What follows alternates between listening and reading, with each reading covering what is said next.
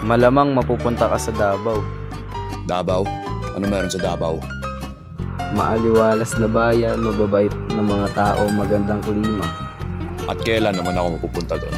Sa mga ilang araw sapat ng oras para ayusin ang sitwasyon mo.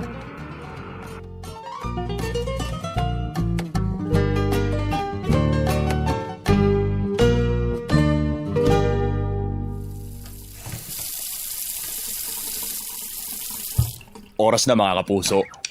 Seryoso, Sir Blanca. Pag ang proseso ay naging mahigpit, di mo gustuhin ng abogado sa kriminal. Kakailanganin natin ay kriminal na abogado. Excuse me, ano sabi mo ang pangalan mo ulit? Sol Guzman at negosyo ko na ipagtanggol ang katawan ng Manila mula sa iba't ibang klase ng walang katarungang hustisya. Sol? Sol Guzman. May kukwento ako sa inyo tungkol sa isang binata.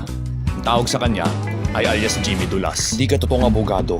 Hindi ka tunay na abogado. JMM? Ano ibig sabihin yan? Justice matters most. Pwede ka sa isang dulo ng batas o iba. Marami akong alam na mababait na kriminal ba sa mga pulis. Pagkagawa ka ng kasunduan, mangako ka mula ron. So ano ba yung sunod na galaw natin? Hindi kita papayagan in dispatch sector pero simpatetico ako sa iyo para sa galaw mo ng hustisya. Kailangan ko makipagkita sa iyong boss.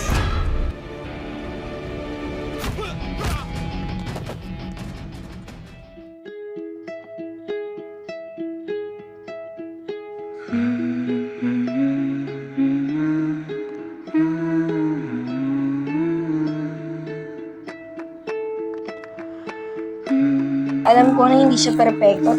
Alam ko na marami siya nilulusutan. Pero ikaw ang dahilan kung bakit siya ganito.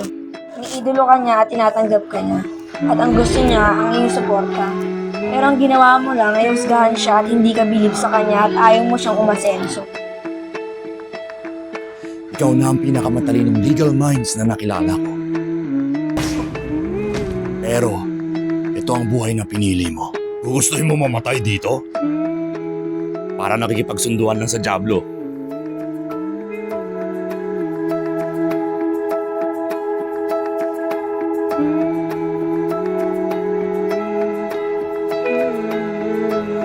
Ano na, may papalag pa ba?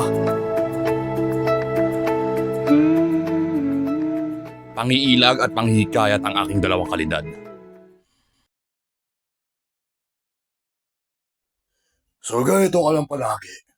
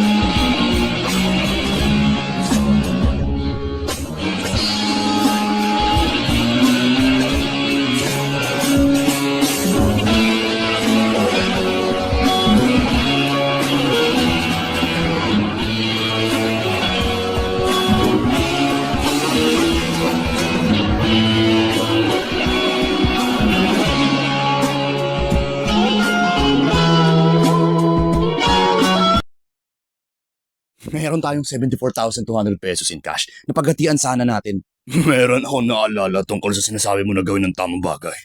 Di ko na alam kung ano ibig sabihin yan.